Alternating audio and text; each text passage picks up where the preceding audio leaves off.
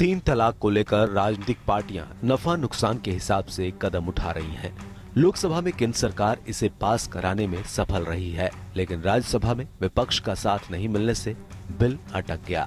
इस बीच उत्तर प्रदेश से तीन तलाक की कई परेशान कर देने वाली खबरें सामने आई हैं। सुल्तानपुर में एक महिला को उसके पति ने दुबई से मैसेज कर तीन तलाक का दर्द दिया। महिला का कसूर इतना था कि वो अपने 4 साल के बेटे को पढ़ाना चाहती थी, लिहाजा उसने मदद के लिए पैसे से चंद रुपए की मांग कर दी थी।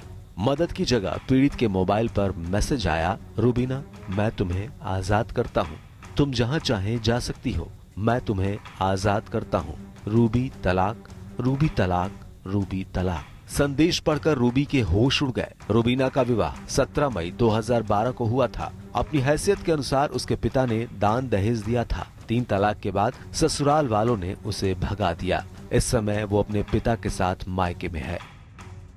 उसमें लिखा है, रूबी मैं हफीज तुझको आजाद करता हूँ, तुम कहीं भी जा सकती हो, रूबी तलाक, रूबी तलाक, रूबी तलाक। अब आप क्या चाहती हो? सर हम यही चाहते हैं कि हमारा गुजारा हो जाए, बस एक बेटा हम कहाँ लेकर जाएं उसको। अभी तो कानून बनने जा रहा है तीन तलाक पर। जी सर। तो क्या लगता है कानून अगर बन जाएगा तो आपको कुछ मदद मिलेगी? बनना चाहिए कानून? जी हाँ, हमें मोदी जी पे पूरा भरोसा है कि हमें मिलेगी।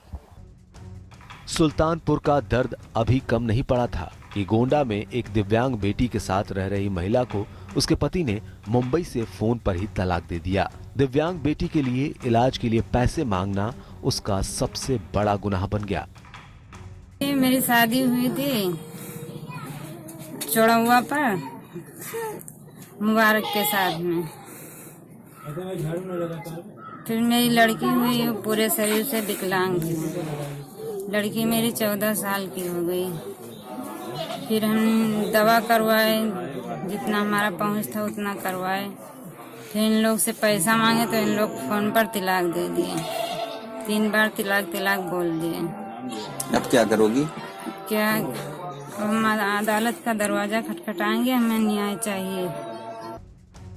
सुल्तानपुर और गोंडा की ही तरह रामपुर में भी एक बेटी पर 3 तलाक का चाबुक चला।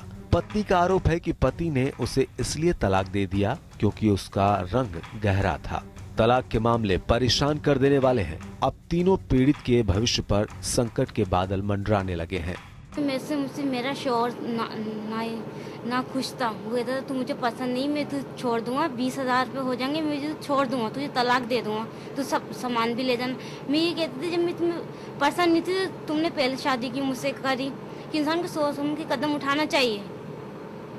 और फिर घर में आके कहा तो घर वालों ने मुझे ज़बरदस्ती भेजते कि घर हो जा। इसलिए 20 नवंबर जब आई ना तो उन्होंने मुझे यहाँ से मुझे सही लेके गए तो घर जाके मुझे मारा, निरा पीटा, मुझे की को रोटी भी नहीं दी। बोले तुझे हम जला के मारेंगे। इसलिए 20 तारीख को उन्होंने मुझे जलाने की रात में कोशिश करी। मैं वहाँ से भागी, जलाने की मिट्टी का तेल लेकर आ गई थी। मेरी सास, मेरी नंदे और मेरा देवर, ये लोग आ गए थे। मामू थे उनके, मामू बोले मैं देख लूँगा, इसलिए मेरी लौंडे मुझसे छीन ली। मेरी लड़की 4 महीने की होने। सुप्रीम कोर्ट 3 तलाक को अवैध घोषित कर चुका है, लेकिन संसद में 3 तलाक के खिलाफ बिल सियासी रस्साकसी का शिकार हो गया। सवाल उठता है कि इन पीड़ितों के साथ जो अन्याय हुआ है, अब उसका जिम्मेदार कौन है? Bureau report, APN।